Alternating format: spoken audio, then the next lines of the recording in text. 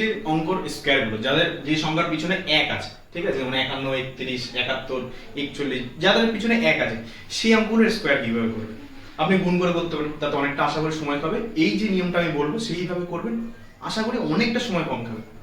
দেখুন এখানে 71 লেখা আছে, প্রথমত এক একে এক হবে, সেটা এখানে লিখে নেবেন। এবারে এই যে 7 আছে, এই 7কে আবার 7 দিয়ে যোগ করবেন, তাহলে 7 আর 7 কত হবে? 14। 14 4টা লিখবেন, একটা হাতে রেখে দেবেন। এবার 7 এর স্কয়ার করবেন। 7 এর স্কয়ার সবাই জানেন, 7 7 49। 49 আর হাতের 1 কত হলো? 50। 5004, এটা হচ্ছে এর স্কয়ারের মান, ঠিক আছে। সেম 31 কিভাবে করব? 1 1 কে 1, 3 আর 3 যোগ করলে কত হয়? 6, লিখে দিই। আর 3 আর 3 গুণ করলে কত হয়? 3 3 কে 9, হয়ে গেল উত্তর। আপনারা বলুন 51 স্কয়ার কত হবে?